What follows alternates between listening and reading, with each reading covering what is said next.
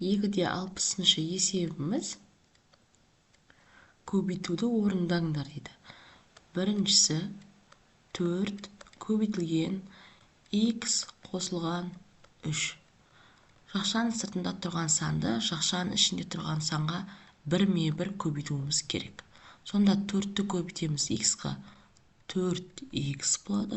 Қосылған 4-ті көбейтеміз 3-ке 12-ге тең болады екен. Бұл бізде біріншісі. Екіншісін шығарайық. 3 көбейтілген x қосылған 8 тең 3-ті x-қа көбейтсек 3x қосылған 3-ті 8-ге көбейтетін болсақ 24-ке тең болады екен. Келесі үшіншісі 2 көбейтілген 7 азайтылған a тең 7-ні көбейтеміз 2-ге 14 болады. Азайту таңбасын қоямыз, 2-ні көбейтеміз a-ға 2a болады екен. Келесі төртінші есебіміз 5 көбейтілген пи азайтылған 10 тең 5π азайтылған 5-ті 10-ға көбейтетін болсақ 50-ге тең болады. Келесі бесіншісі 6 көбейтілген a азайтылған 2v тең 6-ны a-ға көбейтетін болсақ 6a азайтылған 12v-ға тең екен. Келесі 6-шы есебіміз m қосылған 3n жақша сыртында 4. Яғни 4-ті m-ге көбейтсек 4m болады. Қосылған 4-ті 3n-ге көбейтетін болсақ 12n болады екен. Келесі жетіншісі 2 3x азайтылған 2y көбейтілген 3 тең. Енді сыртқы сандарды көбейтіп алайық. Ол бізде 6-ға тең. Енді 3x азайтылған 2y деп жақшаның ішіндегі мәнді жазып аламыз. Енді жақшаның ішін бір көбейтеді екенбіз. 6-ны көбейтеміз 3x-ға 18x болады. Азайтылған 12y. Келесі 8-шісі 3 көбейтілген жақшаның ішінде 2π азайтылған 5q көбейтілген 7-ге тең. Жақшаның сыртында өрнектерді көбейтіп алайық. Ол бізде 21-ге тең. 2π азайтылған 5q тең. Көбейтетін болса 42π-ға тең. Азайтылған 105q-ға тең болады екен. Келесі 2-де 61-ші есебіміз көбейтуді орындаңдар. Біріншісі x қосылған y көбейтілген a тең. a-ны x-қа да көбейтіп шығамыз, y-қа да көбейтіп шығамыз. Сонда xa қосылған y a-ға тең болады екен. Екіншісі x азайтылған y, x азайтылған y тең. X-ті v-ға да y-ке де көбейтеміз. Сонда x v азайтылған y v-ға тең болады екен. Келесі үшіншісі 3x 2a қосылған v тең. 3x-ті 2a-ға көбейтсек 6x-a-ға тең болады. 6x-a-ға тең. Қосылған 3x-v-ға тең екен. Келесі төртіншісі 2y 3x азайтылған y тең. Көбейтетін болсақ 6yx азайтылған 2y-тің квадраты болады. Себебі екеуі бар.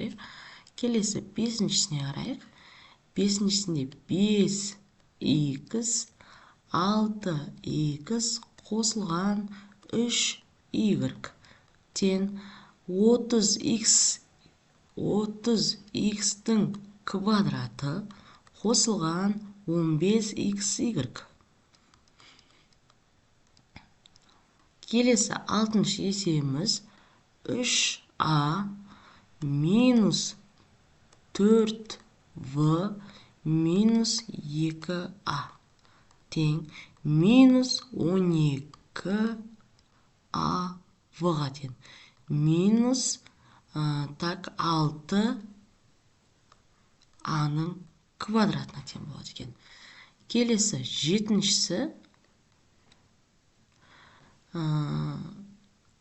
минус 6a 5v азайтылған 2a тең минус болады. Көбейтсек 30av плюс 12a-ның квадраты. Келесі 8-шісін шығарайық. 8m қосылған n. 8m-ның квадраты қосылған 8mn-ге тең екен. Келесі 2-де 62-ші есептің 1-шісін шығарайық. Минус 4х 2х-тің квадраты азайтылған 5х қосылған 3 тең. Енді жақшаны ашайық. Жақшаны ашу үшін 1-1 көбейтіп шығамыз. Сонда минус 4х-ті 2х-тің квадратына көбейтсек, минус болады таңба. 4-ті 2 көбейтсек 8 болады. Х-ті х квадратқа көбейтсек, х-тің 3-ші дәрежесі болады. Енді 2 минусымыз плюс болып кетеді де, 4-ті 5-ке көбейтсек 20-ға тең болады. Ал х-тарды көбейтетін болсақ, х-тің квадраты болады. Таңба бойынша минус болады. 4-ті көбейтеміз 3-ке, 12х-ға тең болады екен. Бұл бізде 1-шісі. Енді 2-шісін шығарайық.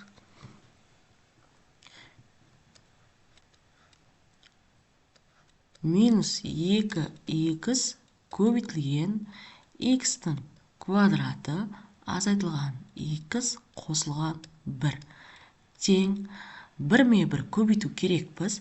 Минус 2х-ті х-тің квадратына көбейтетін болсақ, минус 2х-тің 3-ші дәрежесі болады.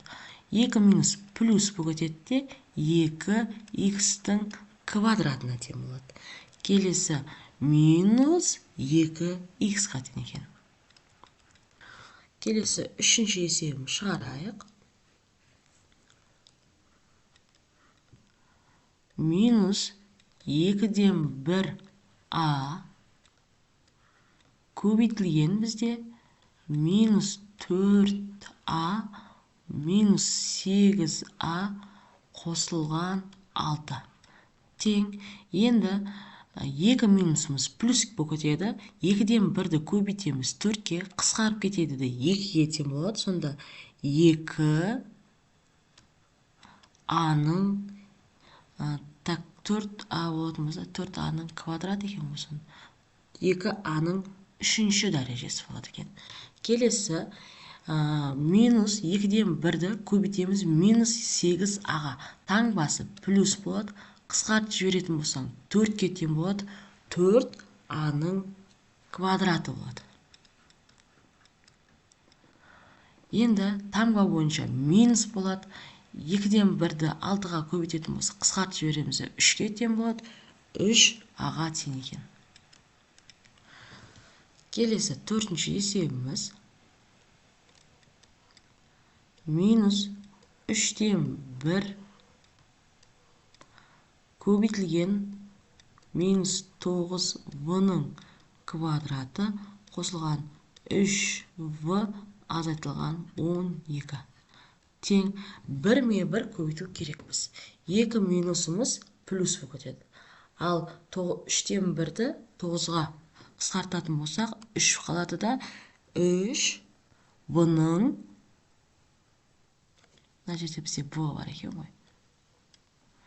3 v-ның кубы болады екен. 3 v-ның кубы. Екінші, минустың таңбасы болады. Қысқартсақ 3 пен 3 қысқарып кетеді де, 3 пен 3 қысқарып кетеді, v-ның квадраты қалады екен. Келесі 2 минус плюс болып кетеді. 3 пен 12-ні қысқартсақ 4 кетен, сонда қосылған 4 v-ға болады екен. Келесі 5-ші есебін шығарайық. 2a v көбейтілген 2a-ның квадраты азайтылған 5a v қосылған v квадраты тең 2-ні 2-ке көбейтсек 4, a-ны a квадратқа көбейтесін a-ның 3-ші дәрежесі және v-ның өзі болады. Минус 2-ні 5-ке көбейтсек 10, a-ны a-ға көбейтсек a-ның квадраты және v-ның квадраты болады екен. Қосылған 2-ның өзін жазып қоямыз, a-ны жазамыз да v-ның 3-ші дәрежесі болады екен. Бұл бізде 5-шісі. Келесі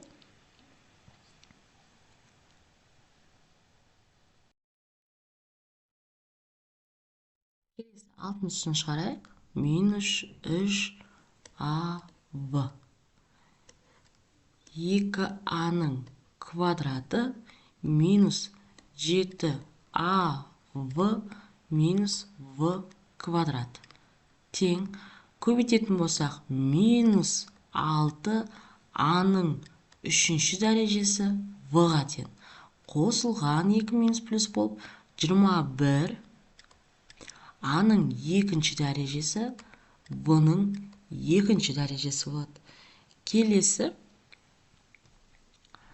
плюс 3a v-ның 3-ші дәрежесі. Келесі 7-шісін шығарайық. Минус 2-ден 1 x y жақшаның ішінде 5x-тің квадраты қосылған 10x y азайтылған 4y-тің квадраты. Тең. Енді жақшаның ішіне 1-1 көбейтіп шығайық. Көбейтетін болсақ 5-тен 1-ді 5-ке көбейтетін болсақ 5 бөлінген 2 болады. Ол дегеніміз 2,5. Минус 2,5 x-тің 3-ші дәрежесі y кетеді. Келесі қосылған 10-ды 2-ке бөлетін болсақ 5 болады.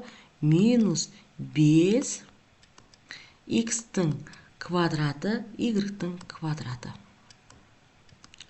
Келесі плюс 2 x y-тің 3-ші дәрежесі болады екен.